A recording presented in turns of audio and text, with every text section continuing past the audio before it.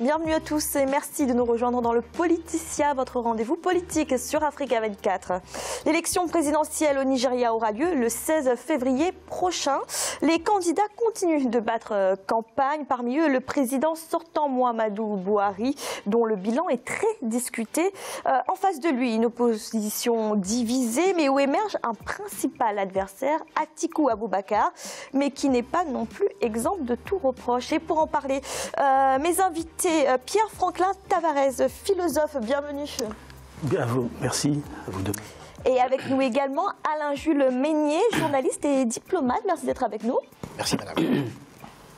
La campagne électorale pour l'élection présidentielle au Nigeria est toujours en cours. Une campagne qui se tend à moins d'un mois du scrutin. En cause, la suspension du président de la Cour suprême par le président Muhammadu Buhari.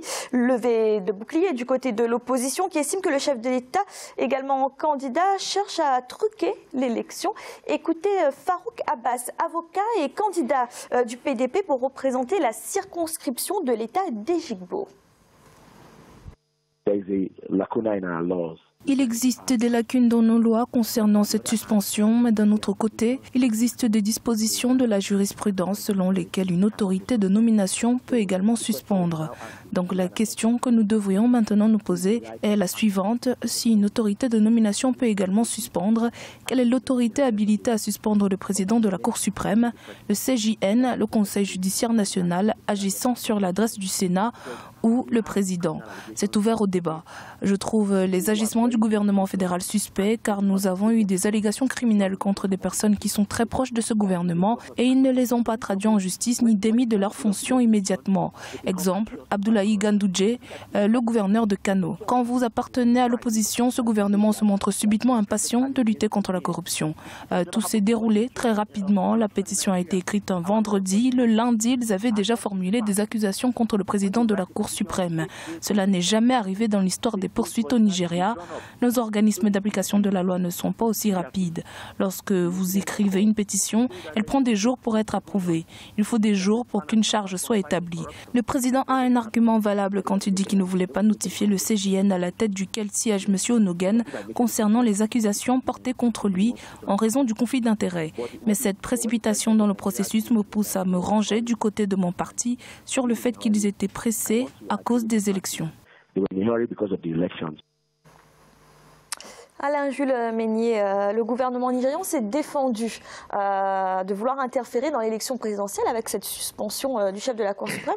Et pourtant, cette suspension tombe très mal à moins d'un mois du scrutin. Tout à fait, parce qu'en fait, vous savez, en réalité, selon les lois nigérianes, le président de la République n'a pas ce pouvoir-là de suspendre, parce qu'il a suspendu M. Walter Onogen de la Cour suprême. Alors qu'il va falloir, dans les normes, que le président s'adresse à des sénateurs. Donc il faut un certain nombre de sénateurs. Il faut l'approbation des 2/3 des sénateurs. Des sénateurs, voilà, justement. Et même, bon, il n'a pas suivi ce chemin-là.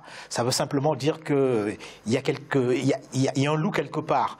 Mais il faut quand même noter quelque chose, c'est que le président de la Cour suprême n'a aucune influence sur l'élection présidentielle. Ça, c'est un petit détail que beaucoup d'observateurs ne savent pas. Il n'a aucune influence, en réalité, sur le processus électoral. Pierre-Franklin Tavares, cette mesure, elle a provoqué des critiques autant au Nigeria qu'à l'international, que de la communauté internationale. On lui reproche au président d'avoir violé la Constitution et de tenter de manipuler l'appareil judiciaire, comme disait Alain-Jules Meignier, parce qu'il faut normalement 2/3 des sénateurs pour pouvoir prendre une telle décision. Est-ce que d'après vous, la limite constitutionnelle a été franchie? Oui, quand on lit la Constitution, c'est un peu plus compliqué en réalité, parce qu'il faut rappeler qu'il s'agit d'un régime présidentiel, et nous savons qu'en Afrique, d'une manière générale, les régimes de type présidentiel, souvent débordent du cadre. Il a été rappelé par mon co-débatteur la procédure, que vous-même vous avez soulignée, mais c'est toujours malvenu. À la veille d'une élection, il est de bonne tradition démocratique que 6 mois avant les élections, avant une élection majeure, qu'un président ne prenne pas de décision majeure qui engage l'avenir. Là, en l'occurrence, elle n'engage pas véritablement, mais en même temps, cette décision s'accompagne d'une autre, qui est un peu plus compliquée, et que l'opposition a soulevée il y a quelques semaines, à savoir la nomination d'une de ses nièces, mais nièce par alliance, au sein de la CENI, qui, elle, en définitive, est la seule institution qui organise et publie les résultats qui doivent être conformes. Donc par conséquent, il ne faut pas trop exagérer, donner trop d'importance à cela, même si c'est très malvenu et cela contrevient aux grands principes démocratiques. Alors tout de même, Alain-Jules Bénier, vous disiez que le chef de la Cour suprême n'intervient pas directement dans l'élection. C'est également c'est ainsi que se défend le gouvernement en arguant que la Cour suprême n'est pas en charge de l'élection. Mais quand même, la Cour suprême intervient lorsque des recours sont déposés, des recours post-électoraux. On ne peut pas présager de recours après cette élection-là, parce que bon, il faut quand même le rappeler que le Nigeria, c'est sur le plan démocratique, c'est quand même un exemple en Afrique. C'est-à-dire que l'élection est souvent vraiment sans problème, se déroule toujours sans problème. Maintenant, effectivement, c'est très maladroit de mettre en réserve le président de la Cour suprême, simplement parce que quand vous savez ce qui se passe, notamment, on va revenir dessus probablement avec les tensions interreligieuses dans ce pays-là, il faut faire très attention parce qu'il s'agit d'un chrétien. Et donc, et là, il y a de grosses tensions. On va revenir dessus. Mais justement, alors oui, le président Muhammadu Buhari a suspendu Walter Onnoghen et a nommé à son poste un juge originaire du nord du pays, comme lui.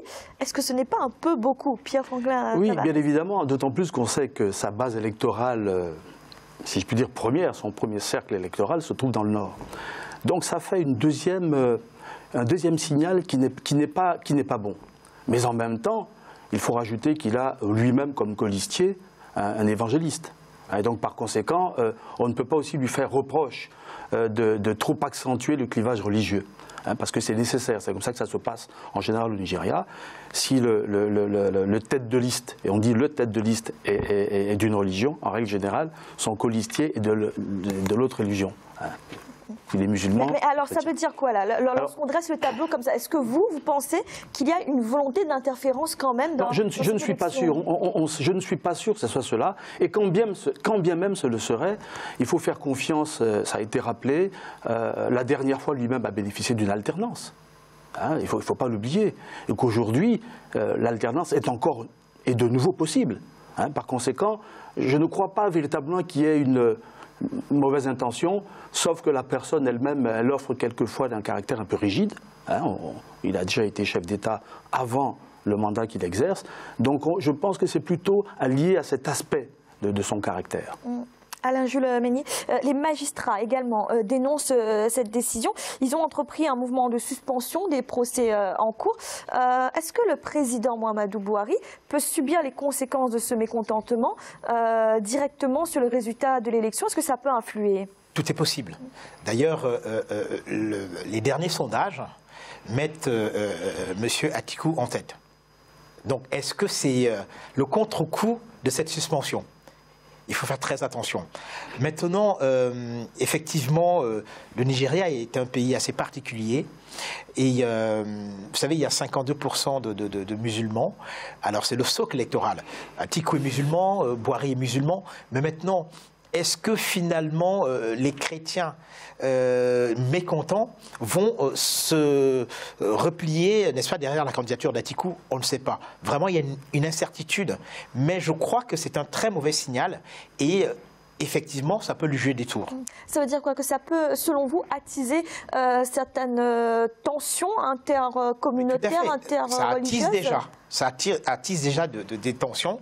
Et il y a des groupes religieux, il y a, je crois, 3700 religieux qui se sont concertés dans ce qu'ils appellent Reclaim, si j'ai bonne mémoire, Naija, je crois que c'est Grassroots Movement, pour que l'élection se passe bien. Donc ils se sont retrouvés et demandent aux gens effectivement de faire leur devoir et bien évidemment de ne pas accepter qu'il y ait des tensions, de voter à leur âme et conscience, de lire les programmes des candidats, de ne pas voter par rapport au fait que quelqu'un est musulman et l'autre est chrétien, etc., etc. Donc effectivement, on peut craindre des tensions dans le futur.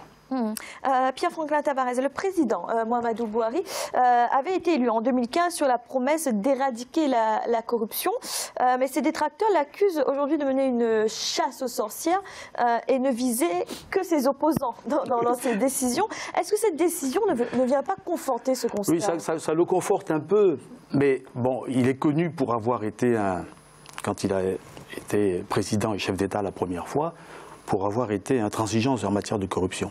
Cette fois-ci, du fait du début de son mandat, avec les maladies qui l'ont affecté, il ne maîtrisait pas tellement bien les choses.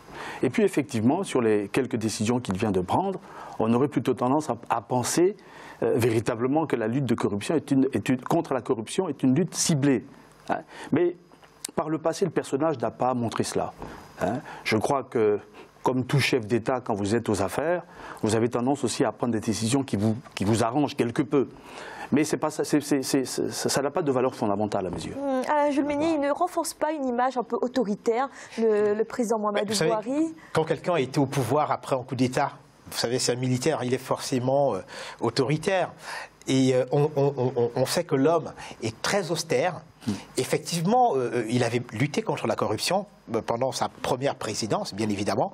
Donc, c'est même pour cela qu'il a pu réussir la dernière élection, parce qu'on savait que, bon, voilà, comme il y a une corruption endémique, il y a des détournements de fonds. D'ailleurs, en 2018, c'est plus de 2 milliards de dollars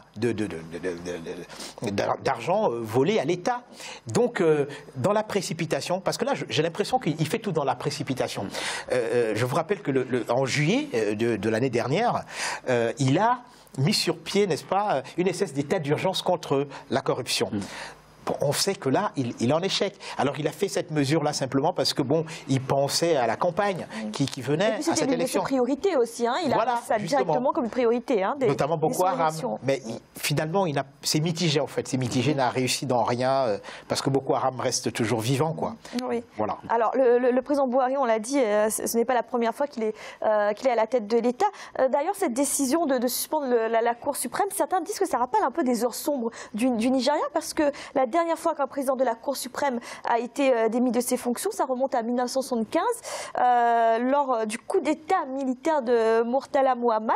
Est-ce que cela n'est pas de mauvais augure pour l'élection du 16 février? Oui, c'est un mauvais signal, mais il faut avoir confiance au Nigeria. Moi, dans le Nigeria, je pense qu'il y a une bonne tradition démocratique maintenant, et ce n'est pas en définitive les candidats qui vont faire en sorte que les choses se détériorent. Hein, il y a des mécanismes assez précis, donc vraiment ça jouera à la marge. Fondamentalement, ça ne gênera pas les élections, l'issue, qui est incertaine. Hein, parce que d'une part, M. Bouhari a été élu avec le taux de participation, si on le compare depuis 1999, le plus faible. Il y avait un taux de participation de 41%.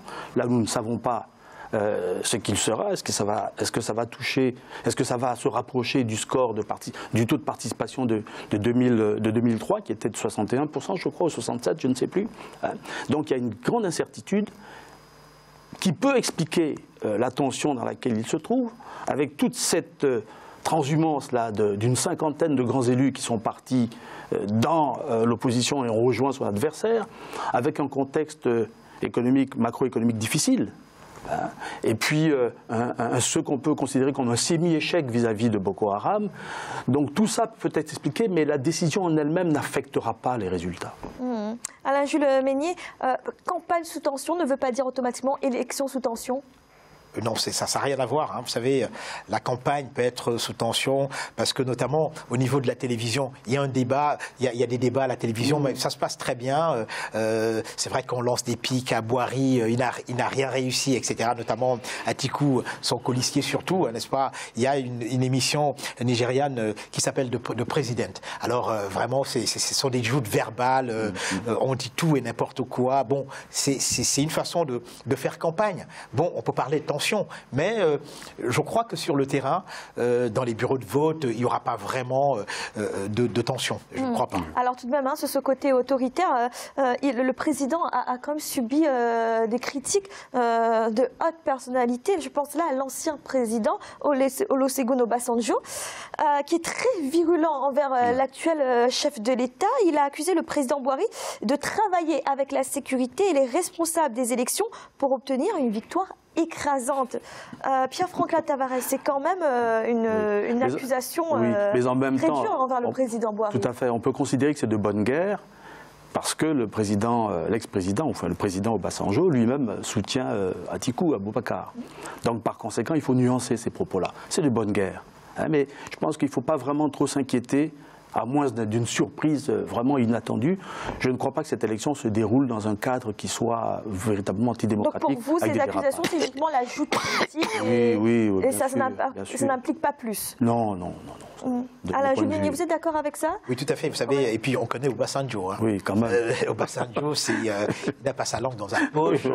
C'est un grand intellectuel, mais voilà, il faisait pareil avec l'ancien président, le prédécesseur de Boari.